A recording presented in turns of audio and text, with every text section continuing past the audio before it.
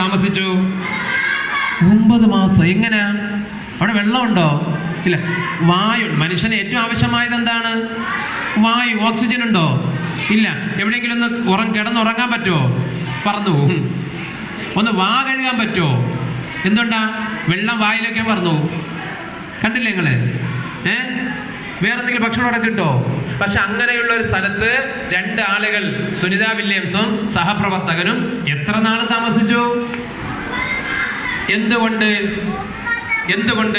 അവരുടെ മനസ്സിലെ അവരുടെ ധൈര്യവും അവരുടെ ആർജവും അല്ലേ? അപ്പം അതിൽ നിന്ന് മനസ്സിലായി, ഇനി ഇതുപോലെ അവരെ പോലെ പരിശ്രമിച്ച് അവരെ പോലെ കഷ്ടപ്പെടുന്ന ഏതൊരാളിനും ബഹിരാകാശത്ത് പോയിട്ട് എന്ത് ചെയ്യാൻ പറ്റും?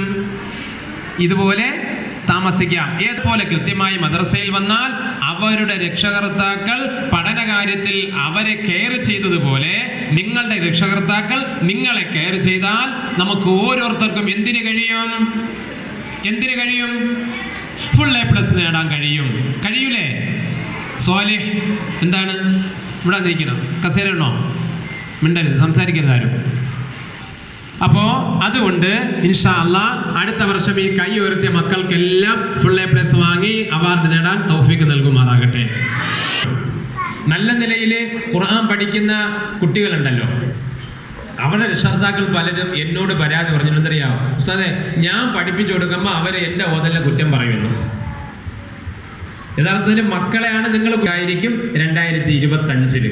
കാരണം ഓരോ കുട്ടികളും സ്കൂളിൽ കയറി പോവുക. രാവിലെ ട്യൂഷൻ, വൈകിട്ട് ട്യൂഷൻ. നമ്മളെ മദർസയിൽ പഠിക്കുന്ന ഒരു കുട്ടിയെടുത്ത് ചോദിച്ചപ്പോൾ രാത്രി 10 മണിക്ക് ഇവിടെ ട്യൂഷൻ സെന്ററിലെന്ന്. എത്ര മണിക്കാ? രാത്രി 10 മണിക്ക് ഇവിടെ ട്യൂഷൻ സെന്ററിൽ. കാരണം ട്യൂഷൻ സെന്ററുകാർക്ക് നമ്മളെ മക്കളെ എത്രത്തോളം പഠിപ്പിച്ച് കൂടുതൽ A+ നേടിയാൽ മാത്രമേ അടുത്ത വർഷം അവർക്ക് എന്ത് ചെയ്യുള്ളൂ? കൂടുതൽ കുട്ടികളെ കിട്ടുള്ളൂ. എല്ലാവരും മത്സരത്തിലാണ്. ദുനിയാവിൽ എല്ലാവരും അൽഹാഖു മുത്തകാസുർ എന്ന് പറഞ്ഞ പോലെ എല്ലാവരും മത്സരത്തിലാണ്. ആ മത്സരത്തിന്റെ നടുവിലാണ് വലിയ നീന്തി പോകുന്ന സ്രാവുകളുടെ ഇടയിൽ ചെറിയ പരൽ മീനുകളായിട്ട് നമ്മൾ കിടന്ന് ഓടുന്നത്.